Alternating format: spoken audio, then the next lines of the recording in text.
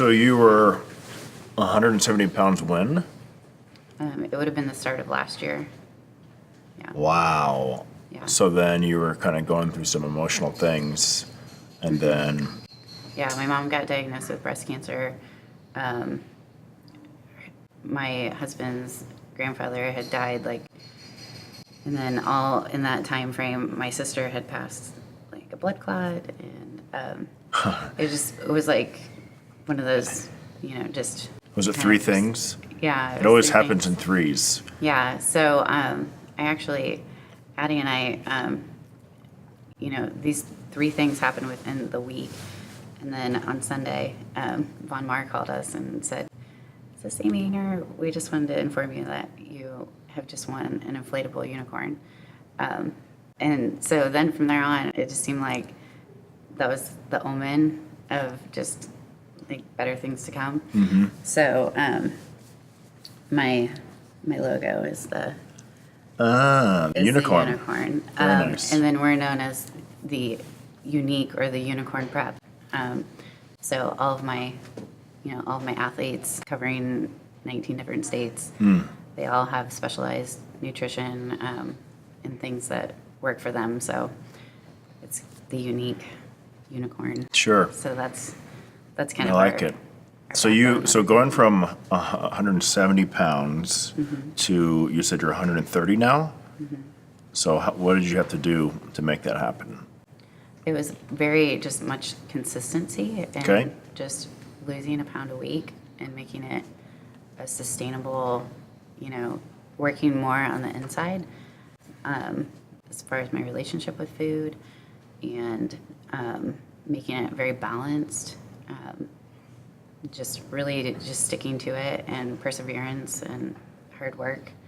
I mean, it didn't come easy because there were a lot of times that, it would have been easier to just go to the Sonic drive-thru and get a Monster Blast. But yeah, I was dedicated to a goal and I wanted to,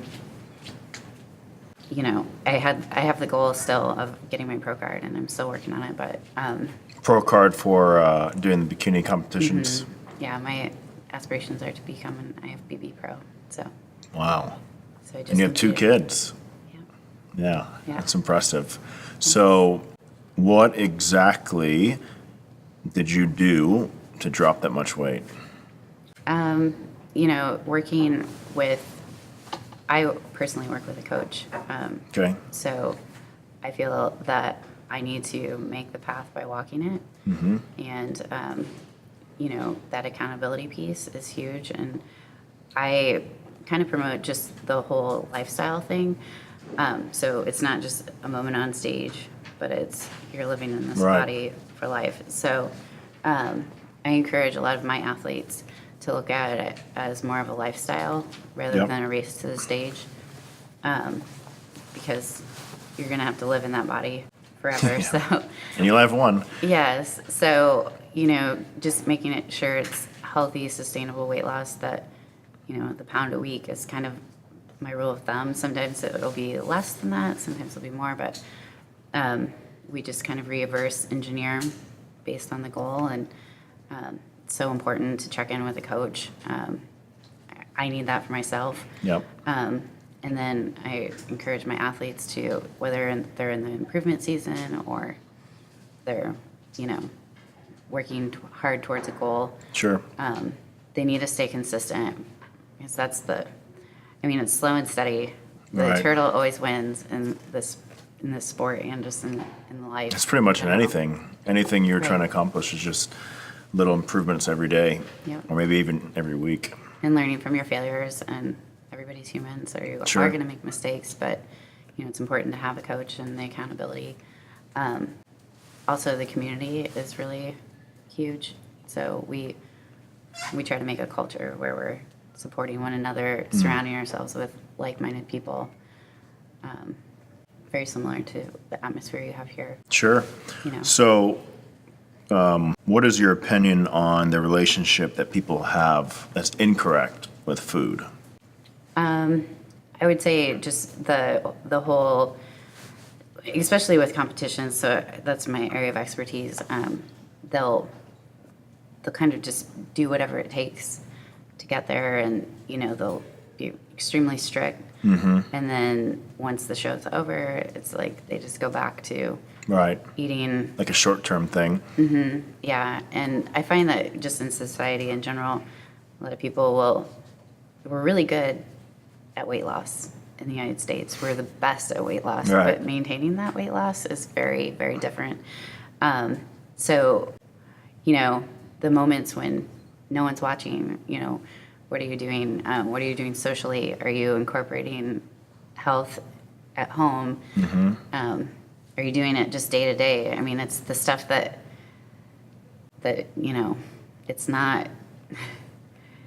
it's not so when you're going up for a competition, I mean, obviously you have like this big drive, and so you're going to be up on stage in front of all these people, but it's like the moments when no one's watching, what are you doing? And, Right. Which is why you need somebody to hold you accountable. right. So then would you say that when you were 170 pounds, you were using food to help you feel better? Yeah. You think that's what people generally do right now?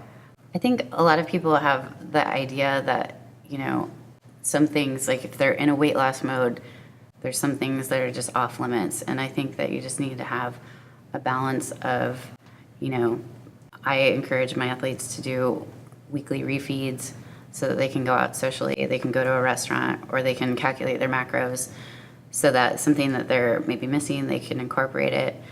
But just knowing that the food's not going anywhere, and that, as long as you're eating for your goals, that's what's important. And it should be something you enjoy. So, everybody's meal plan's not going to look the same, because what you can sustain is way different than what I can sustain. So you may be somebody that, likes certain foods, and we want to make sure that we incorporate those so that it's a process that you enjoy.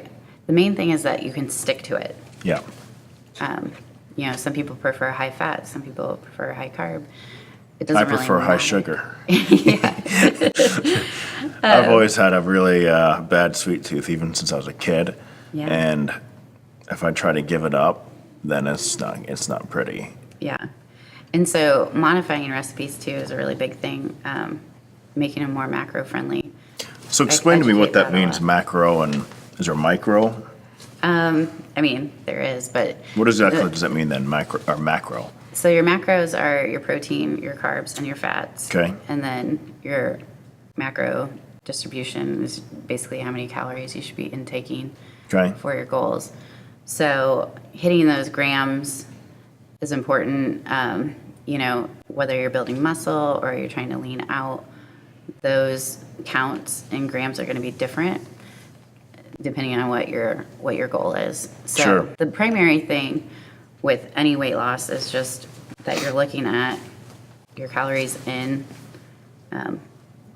versus your calories out. So That's interesting. number one, it's what you're consuming. That's very interesting. And I 80%. chuckle because we hear about things like keto, which is like the big thing, right? Right. And then paleo was big, and I think it's still big, especially with CrossFit people. Atkins was back in the day.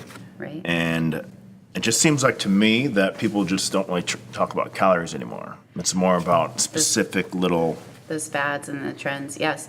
So I have some athletes on ketogenic diets Yep. because their bodies work well with fat.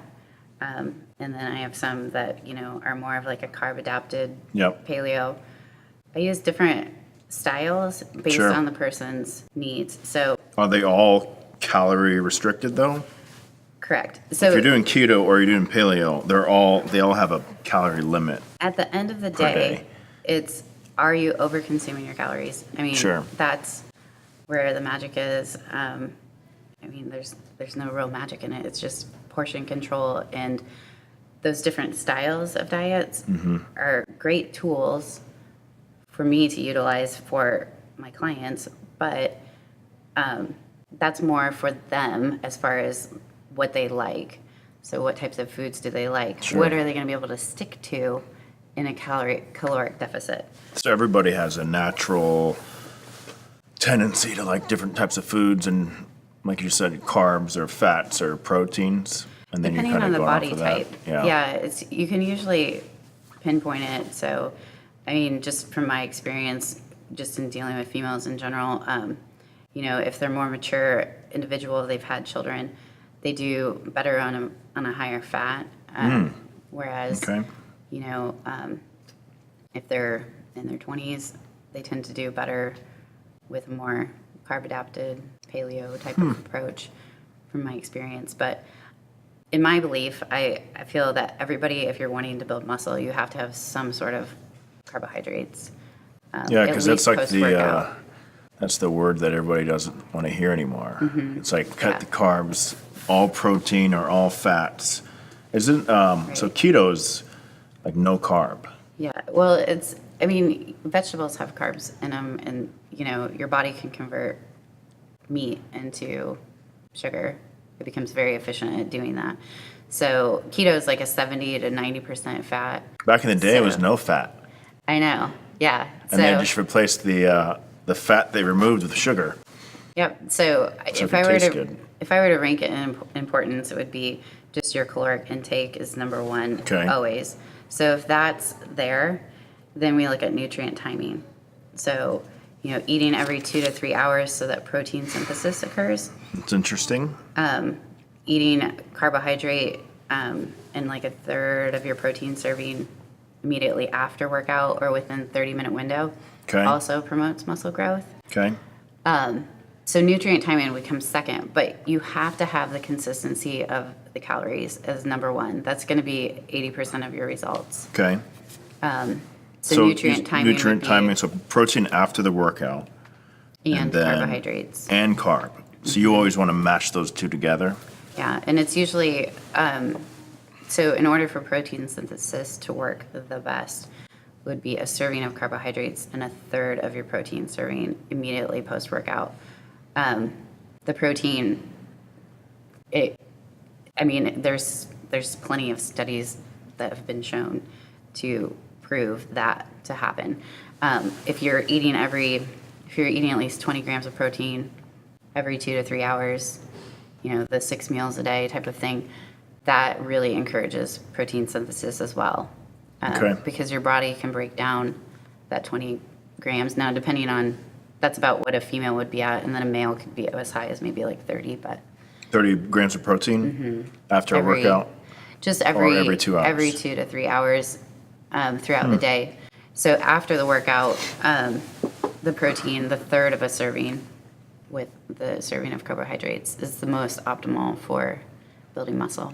There's so much conflicting information out there. Because my mom, she just visited, and she's done a lot of different things. And she's now on this keto diet, and she's basically fasting, because I think that's like the big thing now is intermittent fasting until like 1 o'clock, like in the afternoon. And then only having 2 meals a day. And I think that's like a big thing now. So I don't think if your goal is for a physique competition like my athletes do, Sure. that would not be ideal. I do intermittent fasting personally, but I do an 8-hour feeding window with a 16-hour fast, because your food, there are some foods that take longer than 12 hours to fully digest. I find that gives me a really good energy. And is the idea that you can only eat so much in 8 hours? Yes. So it's a calorie. You're kind of tricking yourself. You're like, you can eat as much as you want, but you'll have 8 hours to do it. No, it's not as much as you want. It's still eating for your goals. Sure. So your caloric expenditure, that part doesn't change. It should be a structured. If your goal is weight loss, then obviously you're going to be in a caloric deficit. Have you always done that? Or is this something you've just started recently? I've done intermittent fasting for about 4 years. Okay. I tried it, where basically I would not eat until 1 or 12 or 1 o'clock. So basically skip breakfast. I found myself getting a little dizzy and grumpy and like worthless in the morning in regards to productivity at work. So it could be that your body is more carb adapted. I would agree with that. So if somebody is hypoglycemic, I highly encourage them not to do intermittent fasting. I've had clients that are hypoglycemic that have tried it and they felt really bad. Really? Yeah, and they started getting Maybe I need to go check my blood and see if I am. Actually, I did. I don't think I am. I think my belief and my opinion is everybody's bodies are different. Yes. And it depends on what's going to work for you. Mm-hmm. So I was kind of shake my head when these people are telling you, like, this is what you're supposed to do. And I'm like, you don't know, like, how my body is. Right. And just one approach I don't think is good for everybody. That's why I talk about the unicorn and the unique, because I am a high-fat diet person. Okay. So my body is very efficient at producing ketones for energy. So I thrive very well in that intermittent state. Sure. Now, if you're a sugar or a carb-adapted person, you could feel that lightheadedness. How do you figure that out? Like, am I a carb person? Am I a fat person or a protein person? It's probably just just hearing what you say. I wouldn't have you on high fat just based off of what you're saying that you're experiencing. Sometimes it's trial and error. You have to just kind of play around with what works best with the client. Like, how does it make you feel? Mm-hmm. Yeah. Maybe if you're a carb person, you're eating too much fat, then you're going to feel like lethargic and kind of slow. Yep. And sometimes I'll do a carb cycling just to kind of test it out. So what does that mean? I know for me, when I'm the 3 days low carb, I'm just shot out of a cannon with energy. I have such mental clarity. So low carbs for like 3 days, and then on that fourth day when I have a high carb day, I feel sluggish, I feel bloated, I feel slow. And then some people are the exact opposite. They feel really like junk for those 3 days that they don't have carbs. So that's kind of one way of being that was able to me. tell. As soon as I tried the no carbs, it was not good. Yeah. So males can do longer than a 16-hour fast, but I do not recommend longer than that for a female. Because the females, their hormones start to shift and they react adversely for longer. So females no more than 16 hours? Right, whereas males can do a 24-hour fast, no problem. Interesting. So how many calories did you stop yourself at when you lost all that weight? What was your daily limit? A good rule of thumb is to just take your body weight and add a 0 to it. And so that's 1,700. Right. So if I wanted to be in a caloric deficit, you just minus 100. So about 1,600 calories. Add some exercise is just a bonus. I would see weight loss just with that 1,600 calorie shift. And then, so the smaller that you get, unfortunately, it's kind of tough because you get a lot less food than what you did when you were, heavier. Why do you think people fail at this? I just think people have culturally, things about food. They have hang-ups. Food to me right now is fuel, and I think of it as something that nourishes my body. And but it takes some mental toughness because there's a lot of temptations out there, and there's so much garbage. And so it's more of a mindset and perspective on how you see food. I believe so. I think a lot of people they look at it like it's like almost like an activity. Yes. Like it's all right. I'm going to go and do some work, and then I'm going to go have lunch. Like it's an actual thing that's going to take up time. Right. So culturally, every celebration we have has something with sugar. Like birthdays have a cake. Family get-togethers. That's why people gain so much weight from Halloween to New Year's, because you've got Thanksgiving and you've got Christmas and all these parties. Whereas if you can take that mind shift and just make it more about the people and hanging out with them, and then try to think of activities that are maybe more active, and still, going out to eat if you have a special occasion, but working it into your macros. So making sure that it fits calorically. So you're doing it smart and calculated. Now, I encourage people to also do untracked meals as well on occasion if they need it. Like a just cheat for day? that mental. I just don't like the word cheat. I always use the word refeed. Okay. Because it should be a strategic thing that people utilize to fuel their body. Cheat gives a negative connotation to it. it indicates something bad. And I'm really about the mental and knowing that, you know, I'm eating this meal because it's going to fuel me and it's going to be, you know, healthy for me socially, healthy for me, you know, physically. It's going to, you know, help my metabolism rather than cheat, which just in the name, it kind of shames the person. Sure. Yeah, I can see that. So you said you eat, or you recommend eating every couple hours? Yes, every 2 to 3 hours. Is that for your athletes? Synthesis.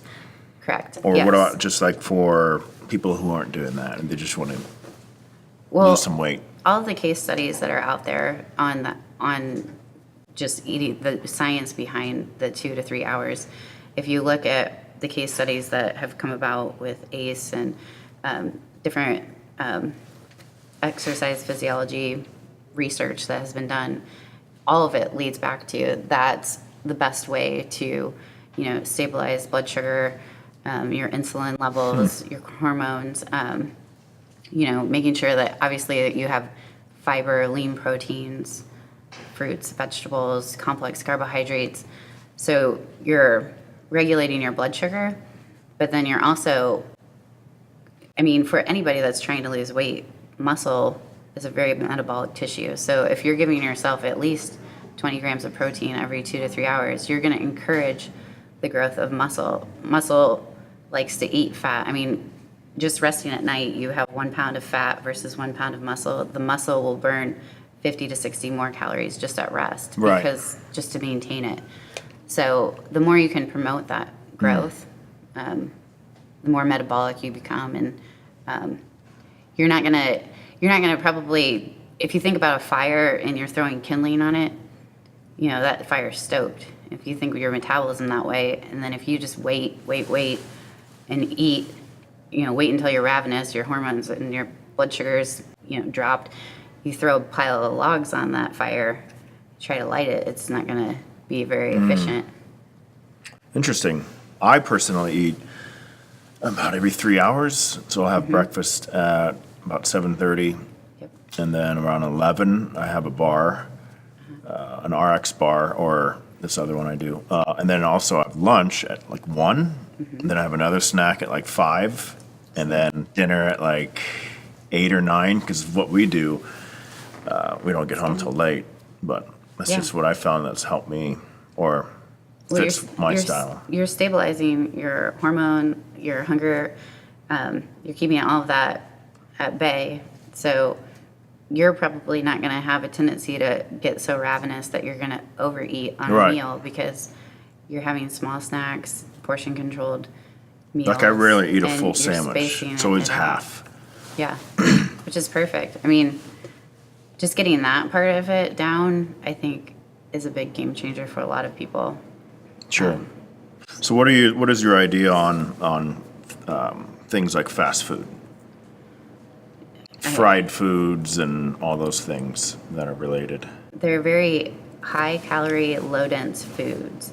So there's not much nutrition in those. So they're gonna leave you feeling unsatisfied. So you're gonna have a tendency to eat more. Sure. Now you could calculate it out that it could fit, but the more whole foods that you have, the harder your body's gonna have to work to break it down. And fiber really helps with your insulin spikes. And there's not much fiber in stuff that you would get at a fast food, unless you're going for like a bowl at Chipotle or you know, something without like the tortilla. It depends on what kind of fast food you're talking about. Yeah, because I'm gonna call Sydney out here, but he's one of those. Sydney's right here. Okay. So Sydney, I know. I'm sorry, Mr. Two. He burns calories like left and right. Sure. How old are you now? I'll be 29 this month. He's not 30 yet. Okay. So he's very active. He works out a lot. What would you recommend to him? Because for him, he's trying to bulk up. So then his idea is eat as many calories as possible. So is that something that's perfectly fine, or is that something that you would not recommend?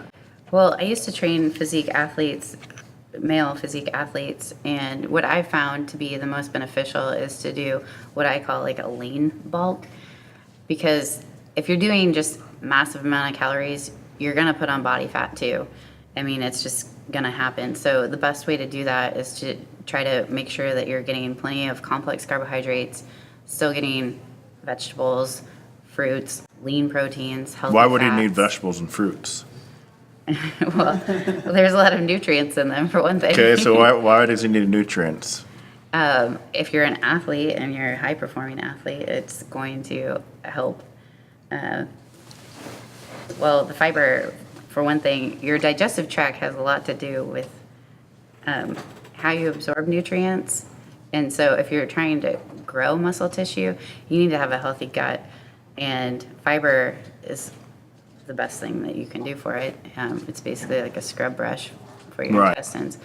So you're not going to be able to absorb, even in those big high-calorie meals, if you have a kind of, so to speak, messed up gut, you're just not going to be able to absorb those nutrients to create and promote protein synthesis as well as you would with, foods that have fiber in them. Sure. So it's tough for guys that are really trying to put on a lot of weight. Yeah. They kind of need some of those higher sugar carbohydrates that are pretty calorically dense, because you can overdo it on fiber and then you can get pretty bloated, Yeah. and it's easy to do with complex carbohydrates to go over your fiber intake. What's a complex carbohydrate? Sweet potato, Yeah. gluten-free oats. So complex, people should think of the good carb, Yeah. and simple is the bad. Right. Like processed. Well, simple can be good, especially utilized post-workout. So like a white potato or a jasmine rice, Okay. fruit, those are simple sugars and they're going to get processed very quickly. Those are great post-workout. Okay. Because they shuttle to the muscles. So like drink a Coke Immediately. after you work out? No. That would be the wrong kind of That's a sugar. simple carb, but more fruit.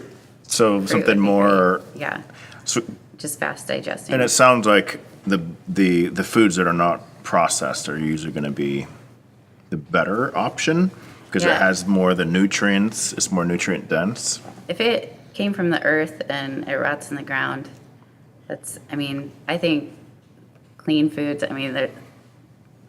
there's some controversy around that you should be able to just, if it fits in your macros, Yeah.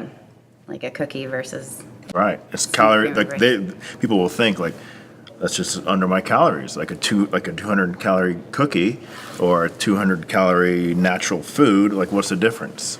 And I So think a lot sugar- of people ask about that. yeah, sugar just creates a lot of inflammation, again, in the gut, but also you'll just see some fluffiness in the abdominal region when you kind of clean up your foods and try to pay attention to sugar as an ingredient being out and just more naturally occurring foods.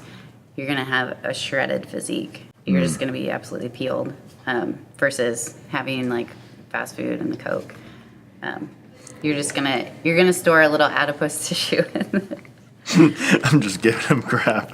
But the thing is that I think people can sustain it because when they're active and they're working out, because it's basically comes down to calories in Again, and out, yes. where you're not It's going like to become 80% like of it. obese. Right. But like if you went and looked inside the body, like is it still healthy if you're having that type of diet? Over the long And term? interestingly, too, would be if you took the same amount of calories, but you had more like a paleo or a Right. whole food clean approach. Yep. Your physique, because I'm in physique sciences, I know for a fact that your physique will be much more chiseled and you'll So be able like to see the muscles. 5,000 paleo style meal, or like 5,000 of McDonald's and Raising Cane's and Yeah. all those type of. Because cellulite basically is like the chemicals in the sugar. Your body can't really utilize that because it's not nutrient dense. Sure. So it just stores it in a fat cell. That's why people kind of look like cottage cheese a little bit. Their fat cells hold on to stuff because if the body can't use it, then they just throw it in a fat cell. So the appearance of cellulite and things like that are because people aren't eating clean, quote unquote. So you can foods. eat to get rid of Visually cellulite? say. Oh, 100%. Really? Yes. Interesting. I mean, those are just toxins in your fat cells. So Interesting. once you start to feed your body nutrient-dense foods and your gut is able to absorb it, your lymphatic system is going to get rid of a lot of that stuff. It's going to flush it out because it no longer needs to hang on to it. Sure. What does your day look like in regards of eating? My day, as far as what types of food, or Yeah. So, as far as, what's your typical day look like for your diet okay, and so your intake? I'll just go with what I'm on right now. Sure. So whole egg whites, some veggies, and an omelet for my breakfast. Okay. And then as my post-workout, right now I'm doing blueberries as my complex carbohydrate. Do you do like a protein shake or something like that, or not? I don't.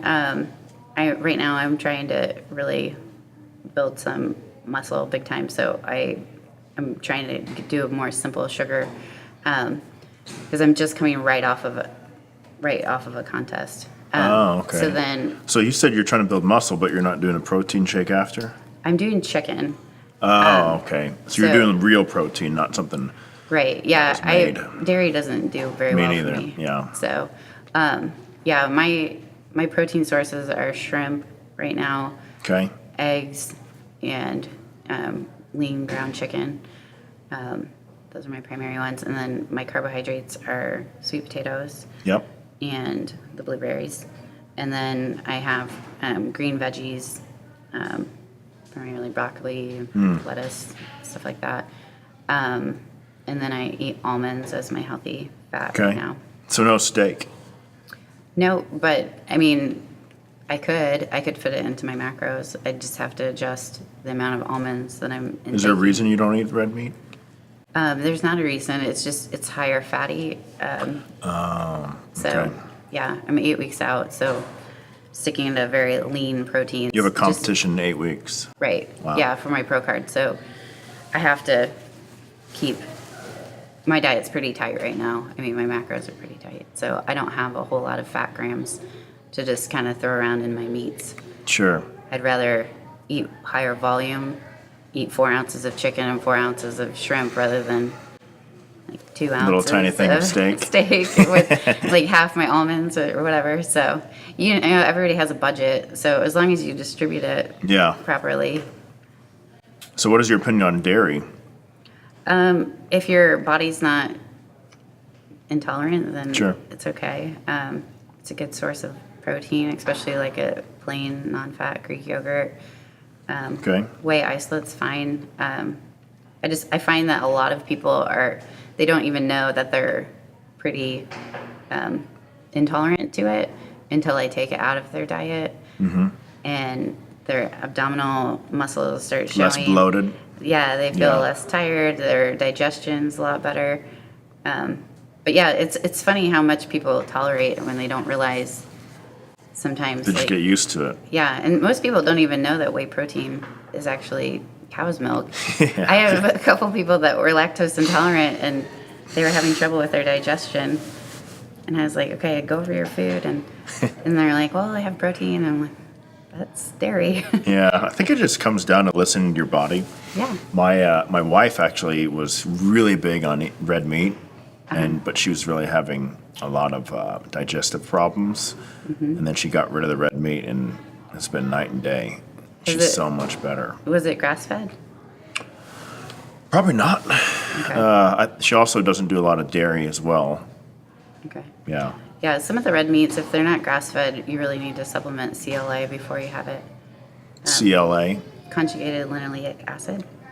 It's what cows, an enzyme that cows, by chewing the cud, they create, and it gets in the meat. So if you're eating grass-fed meat, you're fine. It has naturally occurring CLA Okay. to break it down easier for your body. I did not know But if that. it's not grass-fed, you should have CLA before you're eating it. So that Because you they can eat better- corn, basically, don't they?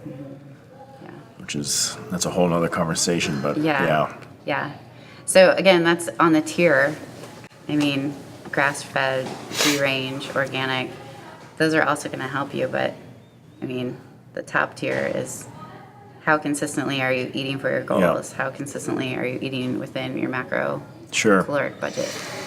So, what are your thoughts on alcohol? It's sugar at the end of the day. The best one is Tito's vodka. Vodka, yeah.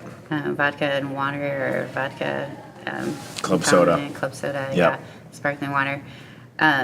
Yeah, if you just look at the carbohydrates and some of the others, it's the sweeteners too that can really get Yeah, yeah. When you combine the liqueur with something that has a ton of sugar in it, like a Most margarita. mixes have a lot of sugar. Yeah, those are just empty calories too. So if you're drinking your calories, you better enjoy it because it's doing nothing for your physique. Yeah, just goes in and then goes back out. Doesn't it play a part in hindering your muscle growth or not? It does keep the liver taxed for about 48 hours. So Okay. if you're trying to burn body fat, your liver is where you break down fat in your body. So it kind of puts it on pause. Right. So that's why it's almost worse to do the alcohol thing because your body has to break down that alcohol in the liver. So it just keeps your liver occupied for a while. So it delays your fat loss. Because as soon as you consume alcohol, then your body puts that on high priority and then puts everything else aside. Essentially, it's toxic, so the Yeah. liver has to break it down. And the liver is basically like your oil filter of your car. Sure. Everything gets broken down in Right. your liver, including fat. So that's why alcoholics have a fatty liver. Right. It just stacks up, and that's why you get a beer belly, because the fat's stacking on the liver, 'cause it's not getting broken down. I know quite a few people like that. Yeah. Yeah. Yeah, so you It's can not tell pretty. the drinkers that you can see that like a beer belly is actually it's It's really an actual because, thing. They should say it's a beer liver. yeah, which is why a lot of alcoholics eventually their liver gets pickled or Sure. because it's just too much. You drink caffeine? I do. What do you think is the most that somebody should do a day? I guess it depends on how large the individual is, but I think 24 ounces is okay. Honestly, Okay. A cup a day is probably for Coffee. a smaller individual. Yep. It's probably plenty. Sure. I think I read something about 400 milligrams a day. Yeah, you can overdo it basically, and it's just gonna spike up your cortisol, which is gonna make you retain belly fat, and Really? yeah, I didn't know that. because it increases your heart rate and it increases your cortisol levels. Like the flight, you're in flight mode or Yeah. fight mode, either one of those. Yeah, if you're overdoing it, and then it just affects your adrenals, which affect your metabolism. So, Interesting. You have anything else that you'd like to tell people who are watching? Especially, this is something that's very important for me, is helping people find that better version of themselves. Because I'll see them and they're overweight. And it's like, I see that person in there. We just got to get you out because it's like you're carrying around this other person or this suit. Sure. Yeah. What's the first step? The first step, I would say, is to get somebody that can help you, that knows what they're doing, qualified professional. That Don't try to do it on your own. Don't try to do it on your own. Okay. Yeah, that's step number one. I feel like the most success that I've had, the key to my clients' success in major weight loss, is if they're seeing me once a week, I'm taking their measurements, they're walking me through their struggles and then also their accomplishments and kind of trying to tweak as we go. Those are the people that are the most successful because they're receiving somebody, listening to Holding them their accountable. yeah, and they have to check into that person. I think that's the biggest thing, and then just surrounding yourself with a community of people that are like-minded, that are in it for the same things, because there's always going to be temptation out there. Yeah. There's always going to be the next barbecue or the next family get-together, but it's, it comes down to you're making a choice. Do you want to eat for your goals or do you not? And so the more support that you can kind of drum up, I think, is the biggest key. Surrounding yourself with people who are wanting to do the same thing or they're already there. Sure, yeah, either way. But they're asking the right questions. I find that is the biggest thing, is just asking a client, questions about their life. Their nutrition needs to fit in their life, their career. You were talking about the intermittent fasting. If somebody travels, if somebody's going in different time zones, or they're a shift worker, then that might really work for them. Right. So finding that diet it's not really a diet, it's just a meal plan, right? Yeah, maybe they need macros, they need just the numbers so that they can be flexible when they're on the road. Maybe that works best for them. Maybe they are like a recipe person, or they're a grocery list person, but just asking those questions that sets them up for the most success, because whatever the person can sustain is going to be what they're most successful at doing. I think it's important to just take it day by day. And one of the things that I've had to adapt for myself is that day where you fail and you go over your calories, or you eat that cookie, or you drink that drink when you shouldn't have, and not let that completely deter you from your path. And I think a lot of people are like, well, I already failed, so I'm just going to stop because I already failed it. Or they're going to say, oh, I messed up that, so I'm just going to make a whole day of it. Or just not picking themselves up. Yeah, winning the day is huge. Sure. Staying within your 24 hours. You can only control that day. I mean, you're given that day as a gift. And if you have a checkoff list, I think that's really helpful. I have a daily chime that says, eat meal 1 through 6. Interesting. Do my cardio, do my weights. And there's something exhilarating about just checking off a list and being like, you know what? I took care of my 24 hours. Like, I made it through this day. And sometimes it's just like, whew, I just need to go to bed. I'm really hungry. Exactly. But I made it through the day, and I won that day. And trying not to get too far ahead of yourself where you're getting overwhelmed with, oh, I have to lose 50 pounds, because my 40 pounds, it took me about 40 weeks, if not more, Okay. But I had to take it one day at a time. And sometimes it was a struggle to make it through that day. And sometimes I failed, but you just gotta pick yourself up. Get up and do it again. Be as consistent as you possibly can. I mean, even if somebody can do it like 80% of the time, they're gonna probably find success. Correct. I agree with that 100%. So how do you feel different from 170 now to 130, like mentally or emotionally? Just more confidence, and just feeling comfortable in my own skin, way more energy, not as tired. It's just refreshing to be able to, go to events and not be bothered by the table of cookies or whatever. 'Cause, I know what that's going to make me actually feel like.